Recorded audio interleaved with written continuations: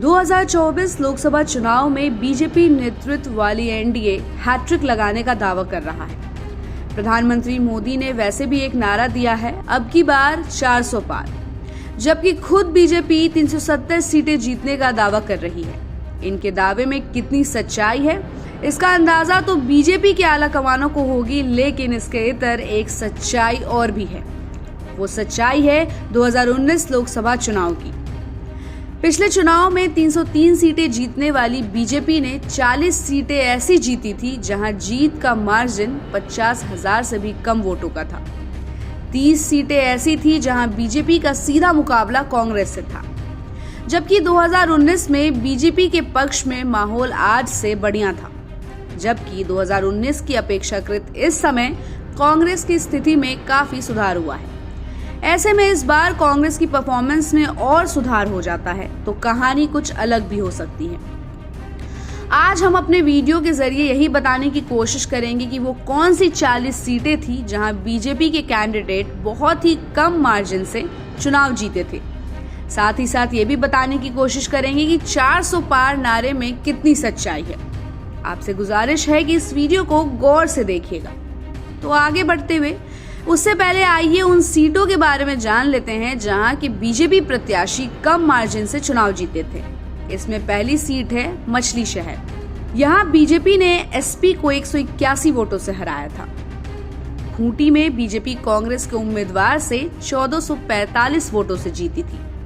चामराज में बीजेपी की जीत 1817 वोट, वर्धमान दुर्गापुर में 2439, मेरठ में 4729, मुजफ्फरनगर में 6526, कांकेर में 6914, रोहतक में 7503, संबलपुर में 9612, दमन और दीव में 9942, लोहरदगा में 10,363, लद्दाख में 10,930, झारग्राम में 1,176, कन्नौज में 12,353, बालासोर में 12,956, तुमकुर में 13,339, सुल्तानपुर में 14,526,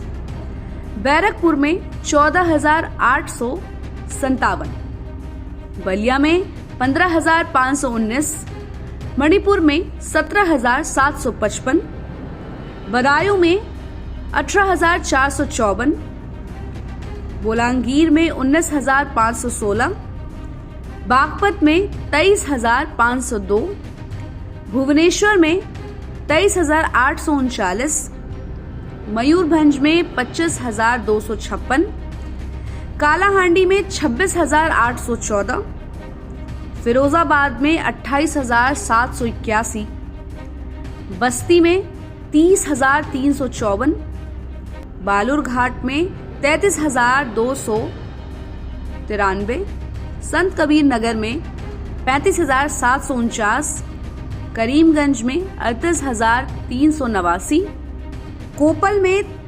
38,397, कौशाम्बी में 38,722, पाटलिपुत्र में 39,321, नांदेड़ में 40,148, भदोई में 43,615, चंडीगढ़ में 46,970, दुमका में 47,590 और होशियारपुर में बीजेपी का प्रत्याशी 48,530 वोटों से जीता था।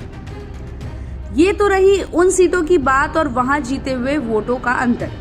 अगर इन सीटों पर विपक्षी पार्टियों ने जोर लगा दिया तो पासा पलट सकता है, यानी ये सीटें हाथ से निकल गई तो 40 सीटों का नुकसान बीजेपी को हो सकता है। ऐसे में उसके पास 263 सीटें हो सकती है, जो कि बहुमत से कम है। केंद्र में सरकार बनाने के लिए 272 सीटें चाहिए, जबकि लोकसभा की टोटल सीटें हैं 543। बीजेपी ने भले ही नारा दे दिया हो अब की बार 400 पार, लेकिन विपक्ष भी शांति से नहीं बैठा है, क्योंकि इंडिया ब्लॉक को पता है कि अभी नहीं तो कभी नहीं। विपक्ष के पास इस समय खोने के लिए कुछ भी नहीं है और ऐसे में सही मायनों में चुनौती बीजेपी के सामने ज्यादा है। दूसरी तरफ दक्षिण के राज्यों में बीजेपी को कुछ ज्यादा हासिल होने वाला नहीं है। बीजेपी जो भी कुछ कर सकती है वो हिंदी भाषी राज्यों में ही कर सकती है। लिहाजा एक बार फिर से यही कहना पड़ेगा कि अब की बार 400 पार नारे में सच्चाई कम और शोर ज्यादा सुनाई पड़ रहा है।